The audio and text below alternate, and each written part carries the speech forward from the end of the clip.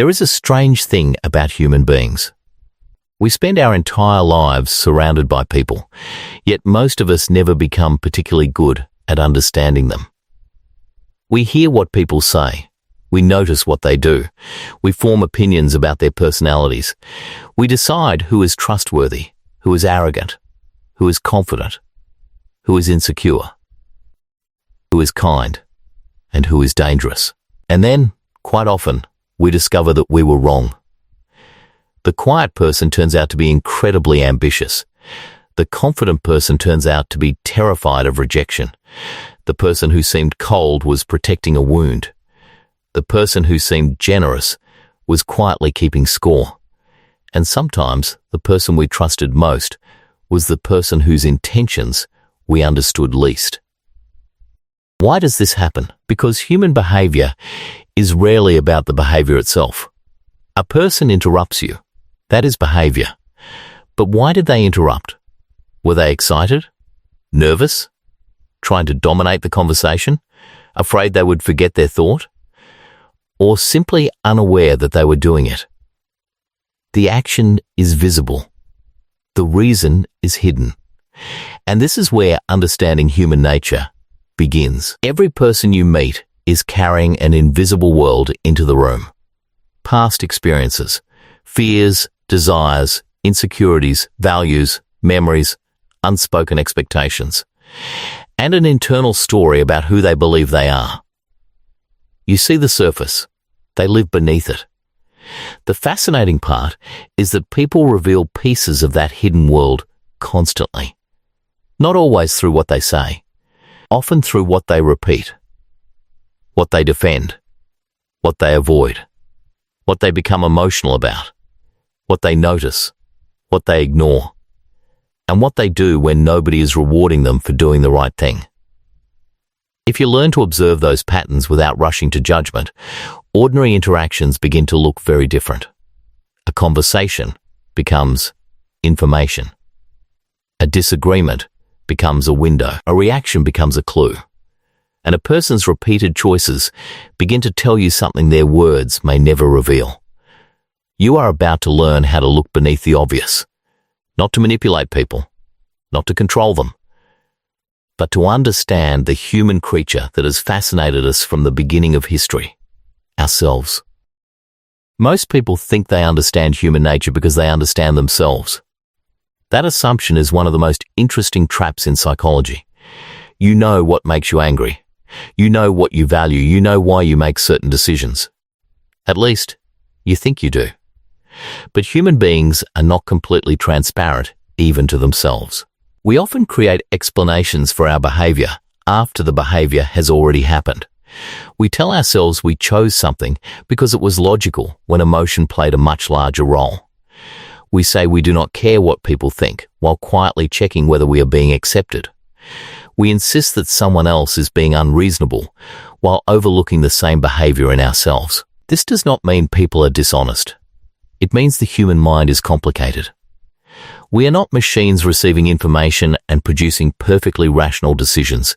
We are living organisms shaped by experience, emotion, social expectations, memory, reward, fear, identity, and circumstance. And that creates an important principle.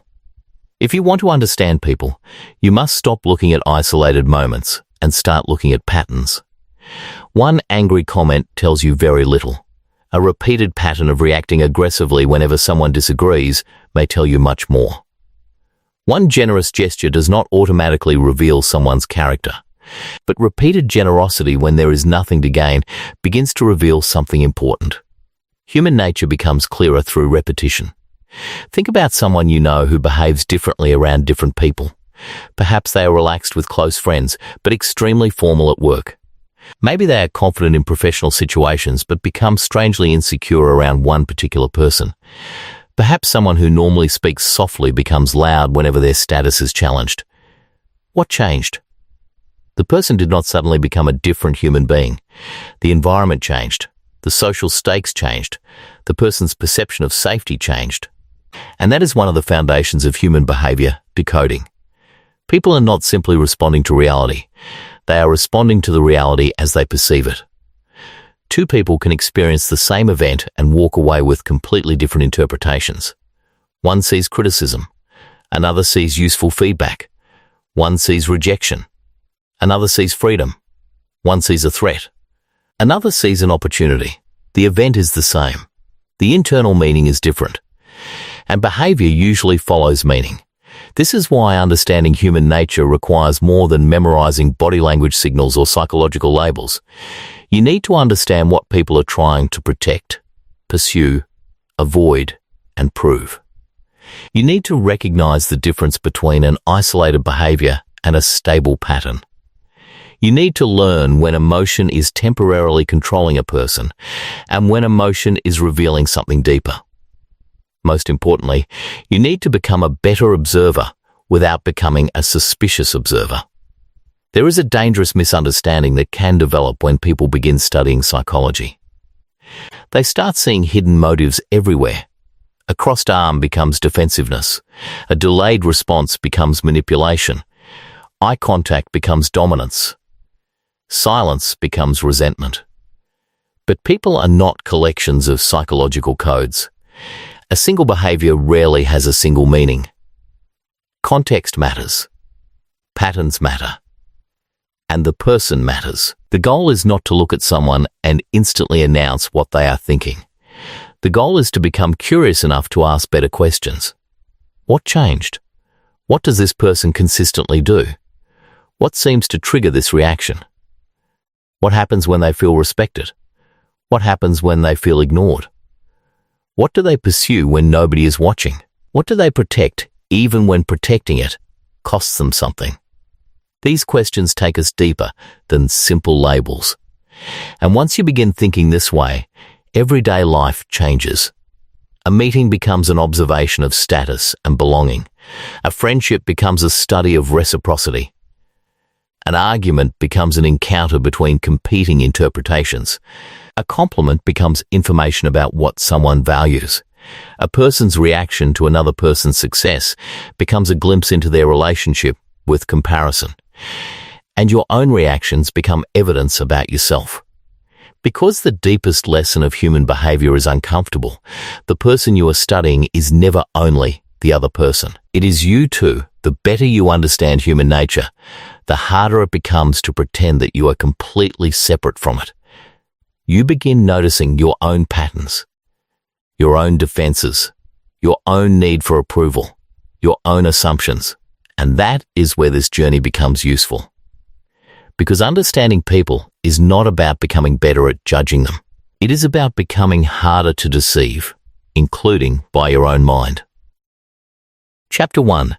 The Hidden Rules of Human Nature. Have you ever walked into a room and immediately sensed who mattered? Nobody introduced themselves. Nobody handed you a ranking. There was no visible chart explaining who was confident, who was influential, who was insecure, and who was trying desperately to be noticed. Yet somehow, within minutes, you could feel the social structure. Who speaks, and everyone listens. Who speaks, and people interrupt. Who makes jokes, and receives laughter. Who enters the room and changes its energy. Who remains on the edge, waiting for an invitation. Human beings are remarkably sensitive to social position. We may not consciously calculate it, but we notice. This is one of the hidden rules of human nature. People constantly monitor their relationship with the social environment around them. They are asking questions, often without words. Am I accepted here? Do these people respect me? Where do I belong? Who has influence? Who can help me? Who can threaten me? Who understands me? These questions are not necessarily selfish. They are deeply human. For most of our history, belonging to a group mattered enormously. Isolation was not simply uncomfortable. It could be dangerous. So the human mind became highly attentive to social signals. That sensitivity still exists today. It appears in much more modern forms. A person checks how many people responded to their message. An employee notices who gets invited into an important meeting. A friend notices who was thanked publicly and who was forgotten. A person tells a story and watches the listener's face to see whether they seem impressed. None of this means people are constantly calculating. Much of it happens automatically. Now consider what happens when someone's sense of social standing feels threatened. Imagine a team meeting. A manager presents an idea. An employee calmly says, "I don't think that will work." The manager becomes unusually defensive. They interrupt. Their voice becomes sharper. They begin explaining why they are right, even though nobody directly attacked them. What happened? The disagreement may have been interpreted as something larger than disagreement. It may have felt like a challenge to competence or authority. And once identity becomes involved, ordinary information can feel like a threat. This is why some people can receive criticism easily, while others react as though criticism were an attack on their entire identity. The criticism is not always the real problem. The meaning attached to it is. There is another hidden rule. People protect the image they have of themselves. Someone who sees themselves as intelligent may become unusually defensive when they make a mistake. Someone who sees themselves as generous may struggle to admit selfish behavior. Someone who sees themselves as independent may resist accepting help even when they desperately need it. Someone who sees themselves as strong may hide fear until the fear becomes overwhelming. Identity creates a kind of psychological gravity. Once we have invested heavily in a particular image of ourselves, we are motivated to preserve it. And this explains something that often confuses us. Why do intelligent people sometimes defend obviously weak opinions? Because changing the opinion may feel like admitting something about themselves. The argument is no longer just about facts. It becomes about identity. This is why arguing harder does not always make someone more open-minded. Sometimes it makes them more defensive. When a person's identity feels threatened, they may protect the identity before they protect the truth. That insight is useful far beyond arguments. If you want to understand someone, pay attention to what they seem unable to be seen as. What image are they protecting? Do they desperately need to appear competent, independent, successful, kind, powerful, unbothered, always right? The stronger the need to protect an identity, the more emotionally charged certain situations may become. But there is an even more surprising dimension. People do not only protect positive identities, sometimes they protect negative identities because those identities have become familiar. A person may repeatedly say, "I'm just bad with people." Another may say, "I'm terrible at relationships." Another may insist, "I always mess things up." These statements sound like self-criticism, but sometimes they serve another function. They reduce uncertainty. If failure is expected, there is less psychological risk in attempting something new. "I am just not that kind of person." That sentence can become a shield. It prevents disappointment by lowering expectation. This is why changing behavior often requires changing the story a person tells themselves about who they are. Human behavior is deeply connected to identity, and identity is deeply connected to belonging. Now imagine two friends. One becomes successful. The other genuinely wants to celebrate, but something uncomfortable appears beneath the happiness. A small comparison. A quiet feeling of being left behind. The person may never consciously decide to become jealous. The emotion simply appears. What happens next tells you something important. Do they suppress it and behave coldly? Do they make a sarcastic joke? Do they minimize the achievement? Or do they acknowledge the uncomfortable feeling and still celebrate their friend's success? That difference reveals character. Not because jealousy makes someone evil. Comparison is human. What matters is what someone does with the emotion. This gives us one of the most important principles in decoding behavior. Do not judge people only by what they feel. Observe what they repeatedly choose to do with what they feel. Anger is human. Resentment is human. Fear is human. Envy is human. Pride is human. The behavior that follows those emotions is where character becomes visible. This principle can also change how you see yourself. You may discover emotions you do not like. That does not make you a bad person. The important question is, what happens next? Do you become cruel? Do you become dishonest? Do you withdraw? Do you reflect? Do you repair? Do you learn? Human nature gives us impulses. Character is revealed in how we manage them. And once you begin observing people this way, you stop asking the simplistic question, is this person good or bad? You start asking something far more useful. What happens inside this person when their needs, identity, or sense of belonging are threatened? That question will take us deeper. Because human beings do not only protect identity, they protect something even more fundamental: their emotional sense of safety. And that is where our next layer begins.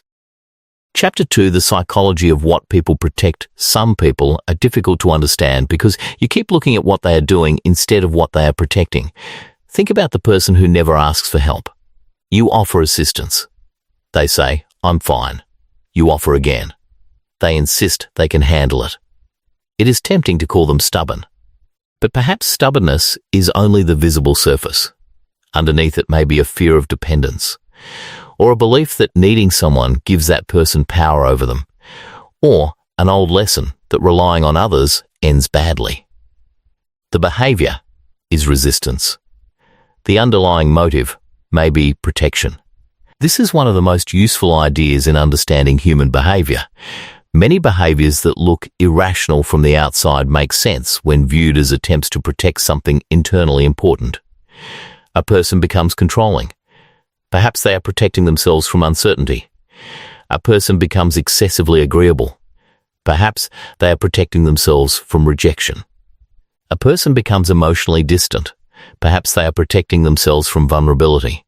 A person constantly seeks reassurance. Perhaps they are protecting themselves from the possibility of abandonment. This does not mean every behavior should be excused. Understanding is not the same as approving. If someone behaves badly, knowing why does not remove the consequences. But understanding the underlying function of behavior helps you respond intelligently instead of reacting blindly. Imagine a couple having a disagreement. One partner wants to talk immediately.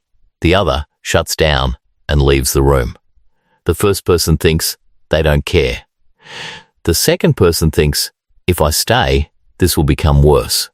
Now the conflict becomes a loop. The more one pursues, the more the other withdraws. The more the other withdraws, the more the first pursues. Both are responding to emotional threat. Neither necessarily understands the other's internal experience. This happens constantly in relationships. One person's protection becomes another person's trigger. And suddenly two people who care about each other are behaving like opponents. This is why context matters. A person's behavior under emotional pressure can reveal what they fear losing. Watch what happens when someone feels ignored. Do they become louder? Do they become sarcastic? Do they withdraw? Do they pretend not to care? Watch what happens when they feel uncertain. Do they ask questions? Do they become controlling? Do they avoid making decisions? Do they immediately seek reassurance? These reactions are clues. But there is another important principle. Do not assume the first explanation is the correct one. A quiet person may be shy, or thoughtful, or tired, or simply uninterested in the conversation. A person who avoids eye contact may be nervous, or culturally accustomed to different norms, or concentrating, or uncomfortable with the specific topic. Human behavior cannot be decoded like a simple dictionary. The same action can emerge from different causes. That means good observation requires patience. You gather patterns. You compare situations. You notice changes. You ask questions. You remain open to being wrong. That last skill is surprisingly powerful. Most people do not observe others. They confirm their first impression. Once they decide someone is arrogant, every confident statement becomes evidence. Once they decide someone is insecure, every hesitation becomes evidence. Once they decide someone is manipulative, every disagreement becomes evidence. This is not observation.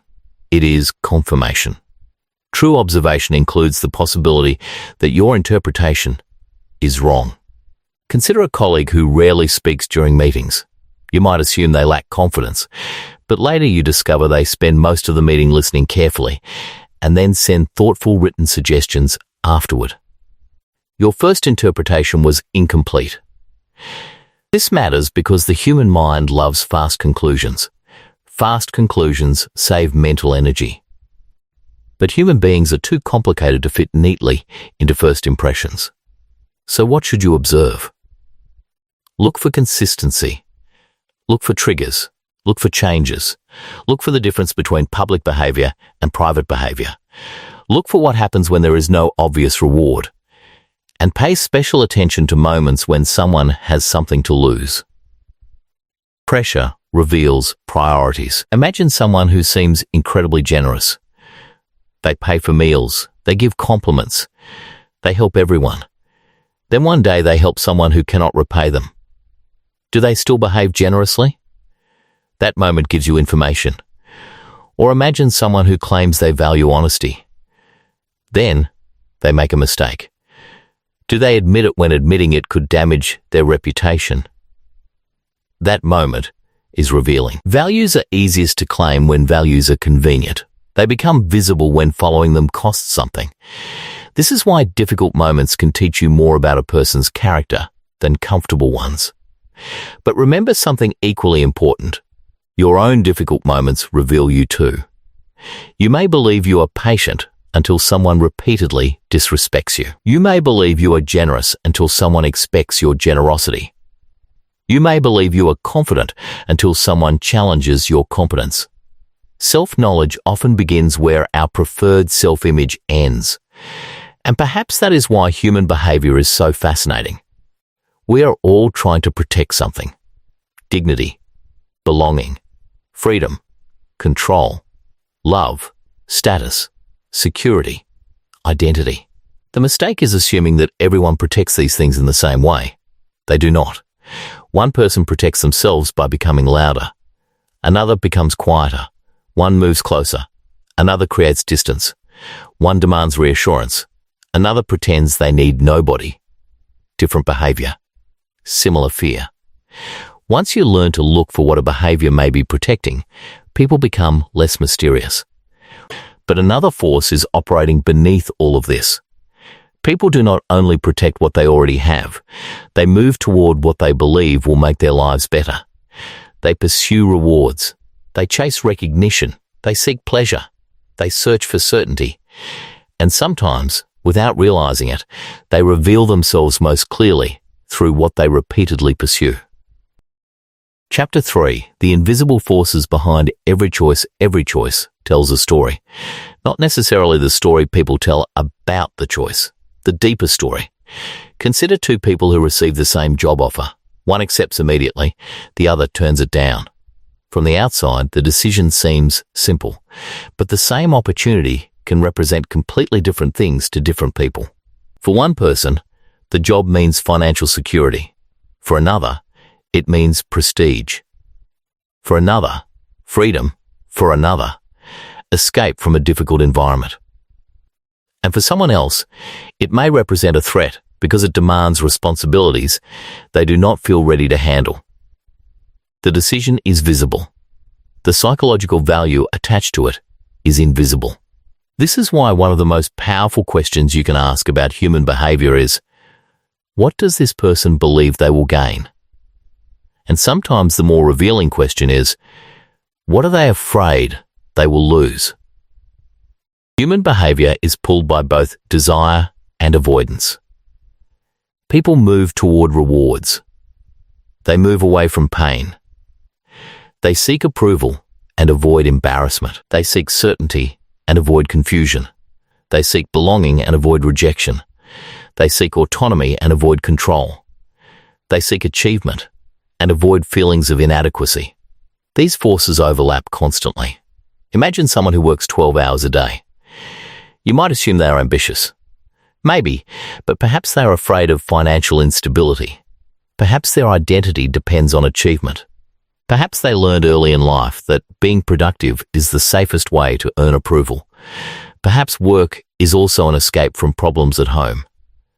The same behavior can be powered by completely different motives. That is why behavior alone is not enough. You must look at the pattern around it. What happens when the reward disappears? What happens when nobody notices? What happens when the person is already successful? These questions separate external motivation from deeper motivation. Imagine a person who posts every achievement publicly. That does not automatically mean they are insecure.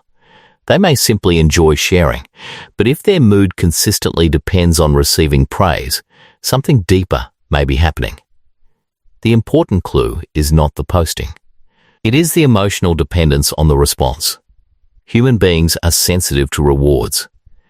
But rewards are not always material. Attention is a reward. Recognition is a reward. Being included is a reward. Being admired is a reward. Even being needed can become a reward. Some people become indispensable because they genuinely enjoy helping. Others become indispensable because being needed makes them feel safe. There is a subtle difference. The first person can help without controlling. The second may become resentful when people no longer need them. This is why resentment can sometimes reveal an unmet expectation. Someone says, "After everything I've done for you." Those words often contain more than anger. They may reveal an internal transaction. I gave you something, therefore I expected something in return. But perhaps the other person never agreed to that transaction. This happens frequently. People give affection expecting loyalty. They give advice expecting obedience. They provide help expecting gratitude. They sacrifice expecting recognition. Then they become hurt when the expected return does not arrive. This teaches us something important about human nature. People do not always communicate their expectations. They often assume others will understand them. And unspoken expectations are one of the major sources of disappointment. Think about a friendship. One friend always initiates contact. The other rarely does. Eventually, the first becomes resentful. But perhaps the second person assumed the friendship was perfectly fine. The problem was not necessarily lack of care. The problem was a mismatch in expectations. This is why behavioral decoding should not automatically become psychological accusation. A pattern is information. It is not a verdict. Now consider another fascinating phenomenon. People sometimes pursue things they consciously claim not to want. Someone says they hate attention but repeatedly positions themselves where attention is likely. Someone says they want peace but repeatedly enters conflicts. Someone says they want a stable relationship but repeatedly chooses emotionally unavailable partners. Why? Because conscious goals are not always the same as deeper psychological patterns. Familiarity can be powerful. People sometimes choose what feels familiar over what is objectively healthier or more beneficial. A chaotic environment may feel normal to someone who grew accustomed to chaos. A peaceful environment may initially feel strange. A person used to emotional uncertainty may mistake unpredictability for excitement. A person used to criticism may distrust sincere praise. This does not mean people consciously want suffering. It means the nervous system can become accustomed to certain patterns. Familiar does not always mean good. It simply means known. And what is known often requires less psychological adjustment than what is unfamiliar. This explains why change can feel uncomfortable even when the change is positive. The human mind does not simply ask, "Is this better?" It also asks, "Is this familiar?" That question can quietly influence relationships, careers, friendships, habits, and decisions.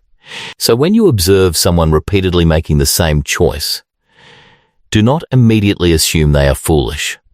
Ask what psychological reward the pattern may provide.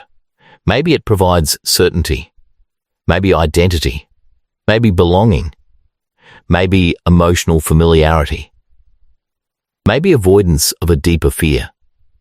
Once you understand the reward, The behavior becomes easier to understand. But there is another force that can distort human behavior even further. The desire to remain consistent with the person we believe ourselves to be. Because once we make a choice, we often begin building a story around it. And sometimes protecting that story becomes more important than admitting we were wrong. Chapter 4. Why people defend what they already believe. Have you ever watched someone defend an opinion they clearly no longer believe? You can almost see the moment when the conversation stops being about truth. Something else has taken over. Pride, identity, consistency. The need to avoid embarrassment. This is one of the most fascinating features of human nature. We do not simply want to be correct. We want to feel like the kind of person who is correct. That difference matters. Imagine you buy an expensive product. A few days later, you discover a serious flaw. You could admit you made a poor choice, but that admission has a psychological cost. You spent money. You recommended the product to friends. You told yourself it was a smart decision. So instead of accepting the evidence, you start searching for reasons the flaw is not important. You find positive reviews. You explain away the problem. You compare it with worse products. You defend your decision. The product has become connected to your identity as a competent decision maker. Changing your mind now feels like changing your story about yourself. This is why people can become surprisingly resistant to information that threatens their existing beliefs. The mind does not only process information, it protects coherence. We want our past choices, beliefs, and identity to make sense together. When something threatens that coherence, discomfort appears. And the easiest way to remove discomfort is sometimes not to change the belief. It is to change the explanation. This happens in relationships too. Someone may stay in a friendship that repeatedly hurts them. Why? Because admitting the relationship is unhealthy could mean admitting they trusted the wrong person.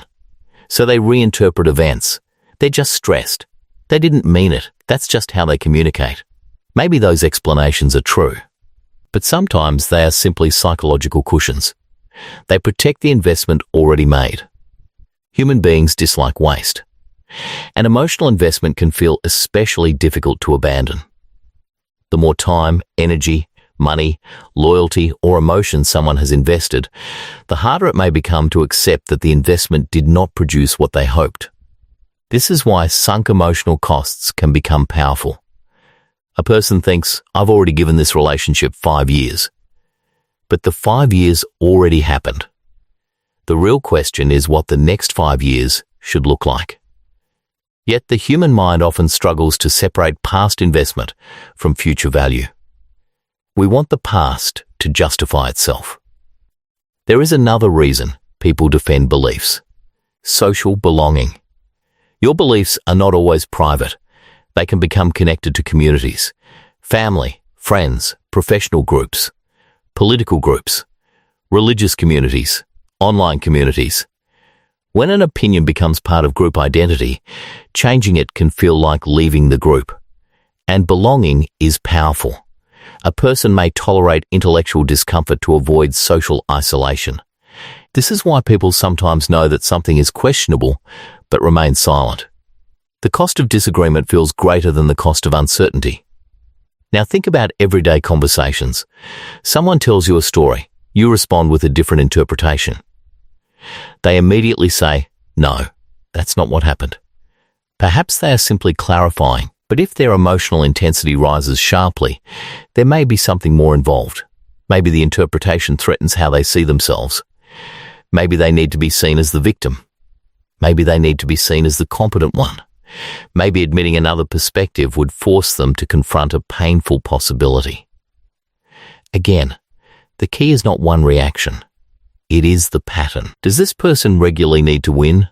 Do they struggle to apologize? Do they reinterpret every mistake so that they remain innocent? Do they change their position when evidence changes? Or do they become more defensive as evidence accumulates? These patterns can tell you much more than whether someone disagreed with you once. But here is the surprising part. You are vulnerable to the same mechanisms. So am I. Every human mind is capable of protecting its own story. That means one of the most powerful forms of psychological intelligence is the ability to ask, what evidence would convince me that I am wrong? If the honest answer is nothing, then the belief may no longer be functioning as a belief.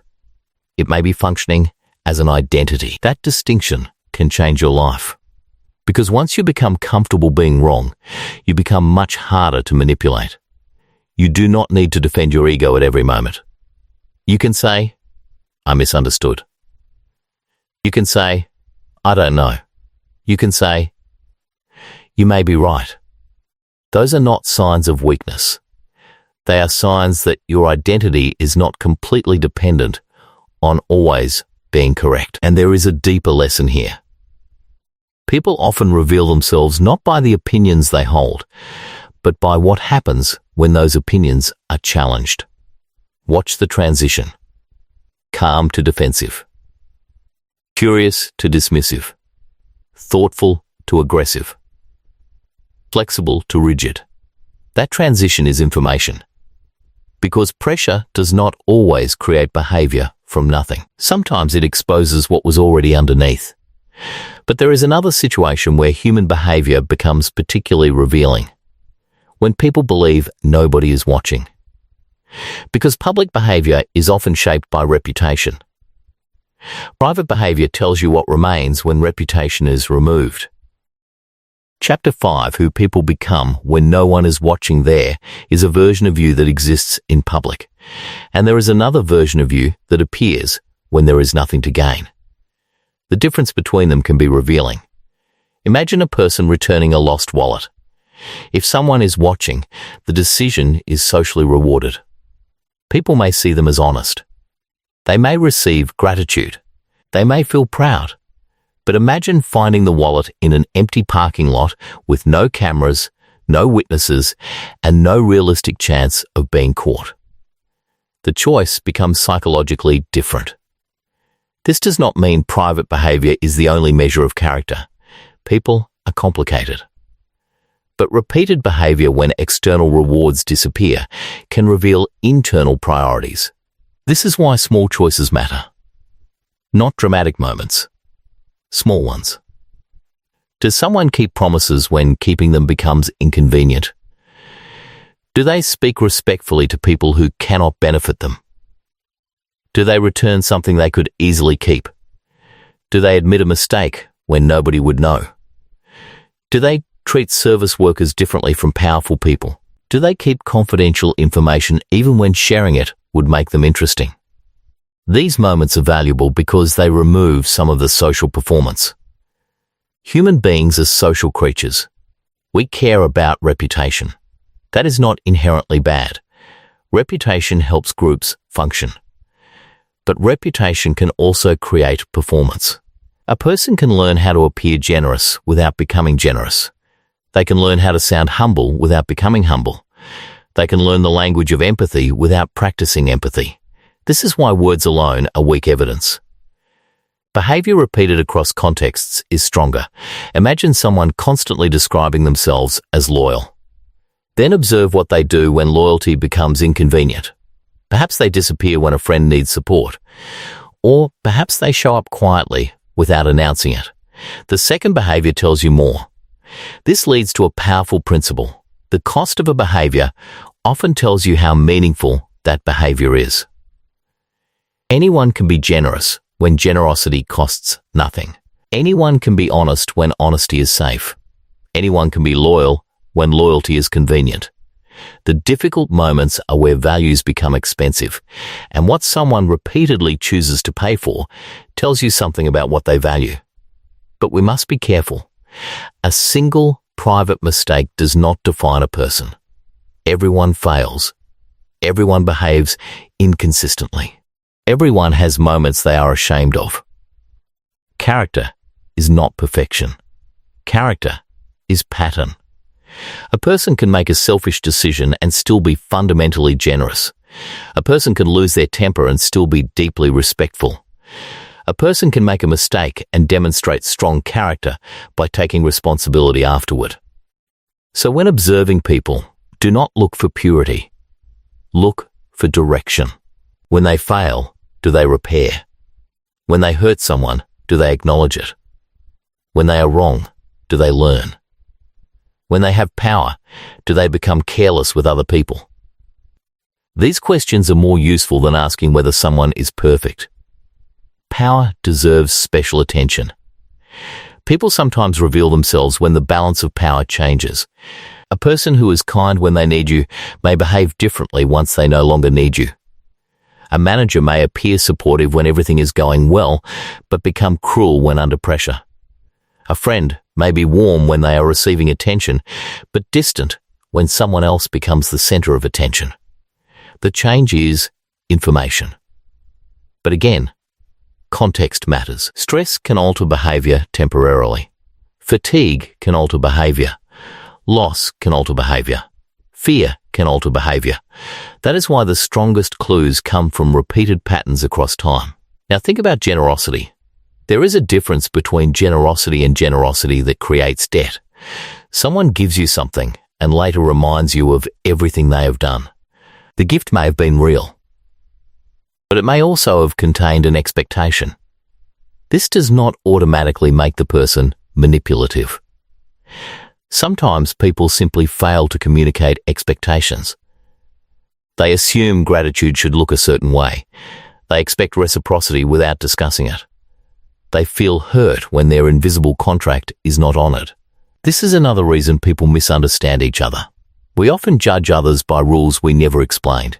You may believe that a good friend should call every week. Another person may believe that real friendship survives months of silence.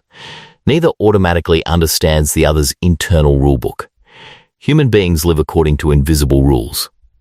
And conflict often occurs when two rulebooks collide.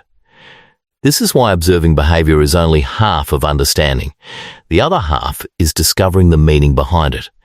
And sometimes the meaning becomes clearest through communication. Ask, clarify, do not always assume. One honest question can replace months of incorrect interpretation, because the goal of understanding human behavior is not to become a mind reader. It is to become a better interpreter. And there is one final piece we need before the whole framework comes together. People are influenced not only by who they are and what they want. They are influenced by the people around them. The environment can change behavior dramatically. Sometimes, to understand a person, you must first understand the room they are standing in. Chapter 6. The power of the social environment. Have you ever behaved differently around certain people? Of course you have. Almost everyone has. You may be confident with friends and cautious with strangers, playful at home and formal at work, quiet around authority and expressive around equals, independent with one group and highly agreeable with another. Which version is the real you? The answer is uncomfortable. All of them may be real. Human behavior is contextual. The environment can activate different parts of personality. Put someone in a room where they feel respected, and they may become relaxed, humorous, generous, and curious. Put the same person in a room where they feel judged, and they may become defensive, quiet, or competitive. This does not necessarily mean they are fake. It means human behavior is responsive to perceived social conditions. The environment changes the psychological calculation. Think about a new employee entering a workplace. For the first few weeks, they observe who can disagree with the manager, who gets listened to, who receives recognition, who makes jokes, who works quietly, who is trusted. The new employee is not only learning the job, they are learning the social rules. And once they understand those rules, their behavior changes. This happens everywhere. Families have rules. Friend groups have rules. Workplaces have rules. Even groups that claim to have no rules develop them. There may be an unspoken expectation about what can be discussed, how people show affection, how conflict is handled, who leads, who follows, who gets teased, who gets protected, and who is allowed to make mistakes. People adapt. Sometimes adaptation is healthy. Sometimes it becomes self-erasure. A person may learn that expressing disagreement causes rejection, so they stop disagreeing. Someone may learn that vulnerability gets mocked, so they hide emotions. Someone may learn that being useful earns affection, so they become constantly helpful. Eventually, the adaptation can become part of identity. They stop saying, "I learned to behave this way here." They start saying, "This is just who I am." This is why environment matters when decoding personality. You may be seeing adaptation rather than essence. Imagine someone who appears extremely confident at work. Then you meet them outside work and notice they are much quieter. Which version is authentic? Perhaps the work environment rewards assertiveness. The personal environment allows vulnerability. Neither version is necessarily fake. The person is responding to different demands. This also explains why certain people seem to bring out strong reactions in us. A particular person may make you feel insecure. Another makes you feel energetic. Another makes you defensive. Another makes you unusually generous. This does not mean those people control you. It means the relationship activates particular psychological patterns. That insight can be powerful. Instead of asking only, "Why does this person behave this way?" ask, "What happens between us?" Behavior is often relational. The same person may be calm with one individual and explosive with another.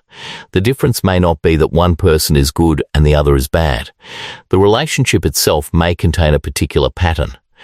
One person pursues, the other withdraws. One demands, the other resists. One criticizes, the other becomes defensive. Then both people react to each other's reactions. The pattern becomes self-reinforcing. This is one reason conflict can continue even when neither person consciously wants it. The system has developed momentum, and human beings are strongly influenced by social proof. When we see others behaving a certain way, we become more likely to interpret that behavior as acceptable. If everyone in a room laughs at a cruel joke, an individual may laugh even if they would not have laughed alone. If everyone begins panicking, another person may become anxious without knowing why. If everyone remains calm during a crisis, calmness can spread too. Our emotional states are socially contagious. This does not mean we have no individual control. It means independence requires awareness. You cannot resist a social influence you do not notice. That is why learning to observe yourself in groups is so valuable. Who do you become when everyone around you is excited? Who do you become when everyone is angry? Who do you become when the group dislikes someone? Do you immediately join? Do you stay silent? Do you ask questions? Do you defend the person? Do you change your opinion because the group changed theirs? These moments reveal your relationship with belonging. And belonging is powerful because rejection can feel deeply threatening. People will sometimes tolerate behavior they privately dislike because losing the group feels worse. This explains why social pressure can influence decisions that individuals would never make alone. The lesson is not to distrust groups. Groups are essential to human life. The lesson is to notice when belonging begins to replace judgment. Because there is another force that can be even more powerful than social pressure: the story we tell ourselves about what is happening. Two people can stand inside the same environment and experience completely different psychological realities. One feels respected, the other feels threatened. One sees opportunity, the other sees competition. One sees advice, the other sees criticism. And this brings us to the final chapter. Because if you can learn to observe behavior, context, emotion, identity, motivation, protection, and social influence together, you begin to see something extraordinary. Human behavior stops looking random. Patterns begin to emerge. Chapter 7, The Code Beneath Human Behavior, there is a moment when studying human behavior begins to change the way you see the world. It happens quietly. You are sitting across from someone. They say something ordinary. But instead of hearing only the sentence, you notice the pattern around it. You notice what they seem to care about, what they avoid, what changes their emotional state, how they respond when they feel respected, how they behave when they feel threatened, and what they do when they have nothing to gain. And suddenly, a person who once seemed confusing begins to make sense.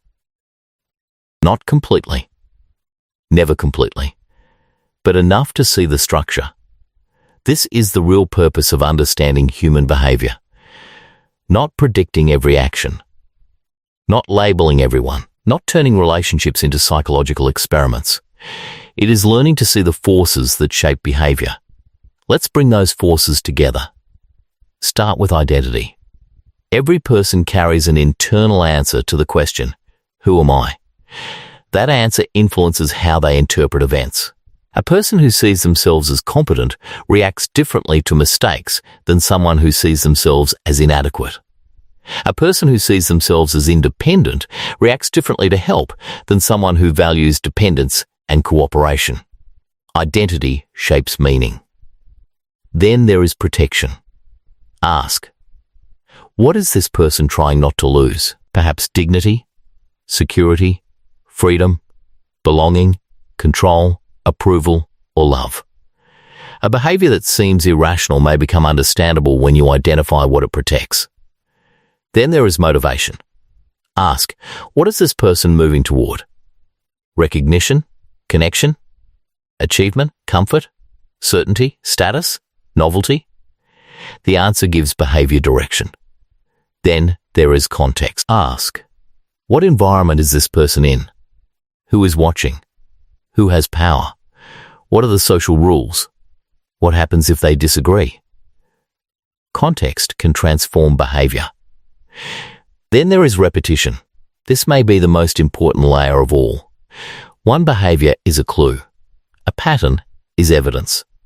Someone being rude once may mean they were having a terrible day.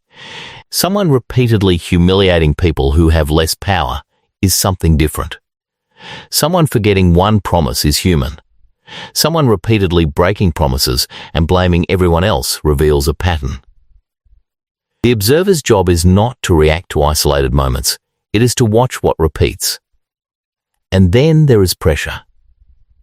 What happens when something important is threatened? That is where many hidden priorities become visible. Watch a person under criticism, under uncertainty, under competition, under rejection, under success, under failure, under power, and under loss. Pressure does not magically create personality. It often reveals which psychological systems become dominant when the person feels unsafe. And finally, there is recovery. This is the layer people often forget. What happens after the reaction? Someone becomes angry. Fine, what happens next? Do they apologize? Repair?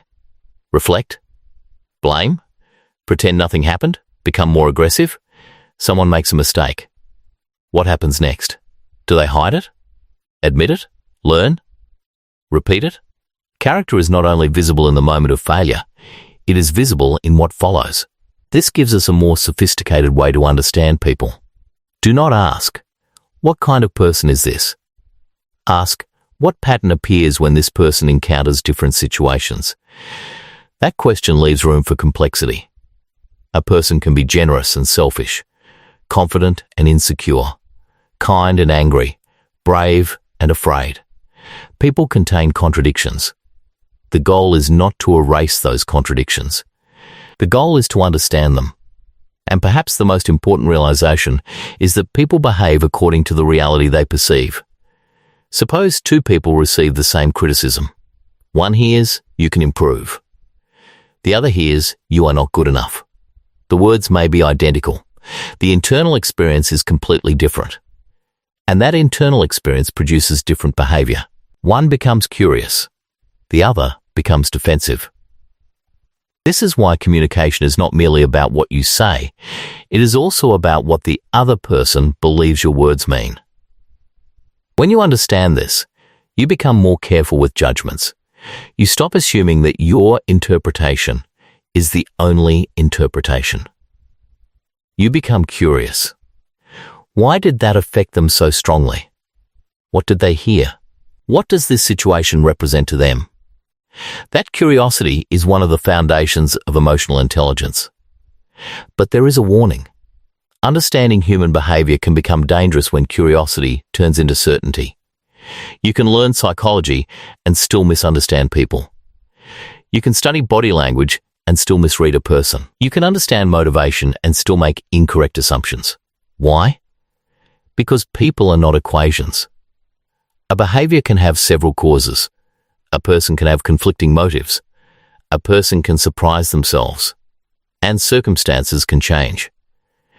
So the most powerful behavioral observer is not the person who believes they can read everyone. It is the person who knows they might be wrong. That humility makes observation stronger. It allows you to gather information without immediately forcing it into a conclusion. Imagine you notice someone becoming quiet during a conversation. Instead of deciding they're angry, you wonder. Maybe they're tired. Maybe they're uncomfortable. Maybe they're thinking. Maybe something you said reminded them of something else. Maybe they disagree and are choosing their words. You do not know yet. So you observe. And if appropriate, you ask. That tiny shift from certainty to curiosity can transform relationships. It also protects you from manipulation, because manipulation often depends on confusion. When you understand patterns, you are less likely to be controlled by isolated emotional moments. You can distinguish apology from repair, promises from behavior, charm from consistency, confidence from competence, and attention from genuine care. And perhaps most importantly, you can distinguish someone's explanation from their pattern. A person may tell you they care. Watch what happens repeatedly. A person may tell you they respect you. Watch how they behave when they are angry. A person may tell you they value honesty. Watch what happens when honesty becomes expensive. This is not cynicism. It is observation. But there is another side to this. You must apply the same standard to yourself. If you want to understand human nature, watch your own reactions. Notice what criticism does to you. Notice who makes you feel insecure. Notice when you need approval. Notice what makes you defensive. Notice the stories you tell yourself after making mistakes. Notice which people you judge quickly. And ask why. Sometimes the person who irritates you most is not revealing only something about themselves. They may be touching something unresolved in you. A trait you dislike because you recognize it. A behavior you fear. A vulnerability you have not accepted. A value you secretly envy. Self-observation is uncomfortable because it removes the luxury of standing outside human nature. You are not studying a species from a safe distance. You are part of the species. You have biases. You have fears. You protect your identity. You seek belonging. You respond to rewards. You sometimes misunderstand. You sometimes defend beliefs because they are yours. You sometimes want to be seen in a particular way. That does not make you defective. It makes you human.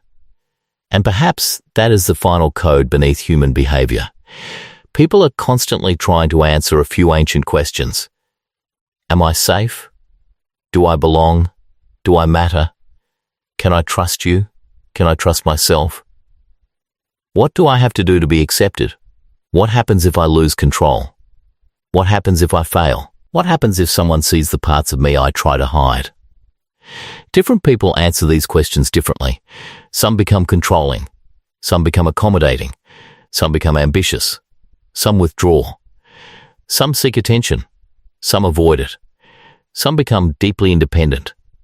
Some become deeply dependent. But beneath the different strategies are remarkably human needs. Safety, connection, meaning, identity, autonomy, recognition, and love. The behavior is the surface. The psychological need is underneath. And once you begin seeing that, you can look at a difficult person differently. Not necessarily with sympathy, not necessarily with approval, but with understanding. You can think, there is a reason this behavior exists. And then ask, what is the pattern telling me? That is a much more powerful question than, what's wrong with them? Because the first question searches for understanding. The second searches for judgment. And the ability to understand without immediately judging may be one of the rarest forms of psychological intelligence. From now on, when you meet someone, resist the temptation to immediately decide who they are. Watch, listen, notice what changes them, what steadies them, what threatens them, what do they protect, what do they pursue, how do they behave when nobody is rewarding them, how do they respond when they are wrong, how do they treat people who cannot help them, how do they behave when they have power, and how do they behave when they have none. Over time, the answers begin forming a pattern, and the pattern tells you more than any single conversation ever could. You are not learning to read minds. You are learning to read behavior in context. That distinction matters. Because human beings are not puzzles waiting to be solved. They are stories unfolding through choices, and every choice leaves a trace. The more closely you observe human beings, the more complicated they become. And strangely, the more complicated they become, the more understandable they can feel. You begin to realize that behavior rarely appears from nowhere. Behind an argument may be a need for respect. Behind withdrawal may be fear. Behind control may be uncertainty. Behind ambition may be a desire for recognition. Behind defensiveness may be identity. Behind generosity may be love, expectation, or both. And behind almost every human being is an internal world you cannot fully see. That realization should make you more curious, not more suspicious. Because the goal is not to become someone who sees hidden motives everywhere. The goal is to become someone who notices before judging. Someone who watches patterns instead of isolated moments. Someone who understands that context changes behavior. Someone who can admit, I may be wrong. And perhaps most importantly, someone who remembers to observe themselves with the same honesty they use when observing others. The human behavior code is not a secret formula. It is a way of looking, a way of asking better questions, a way of recognizing that what people do is often connected to what they fear, what they value, what they believe about themselves, and what they are trying to protect. Once you begin looking beneath the surface, ordinary life becomes more interesting. A conversation is no longer just a conversation. A reaction becomes a clue. A silence becomes something worth understanding. A repeated choice becomes a pattern. And a pattern becomes a window into human nature. But leave room for mystery. Because no matter how much you learn about people, another human being will always be more complicated than your explanation of them. That is not a failure of psychology. It is part of what makes us human. So observe carefully. Listen longer. Judge slowly. Notice what repeats. Notice what changes. And when you begin understanding others more clearly, remember the person whose behavior you can never completely escape studying. Yourself. Because the greatest discovery in understanding human nature is not learning that other people are complicated. It is realizing that you are too. And perhaps that is where genuine wisdom begins. Not when you can finally read everyone else, but when you can finally look at human nature without pretending you stand outside it.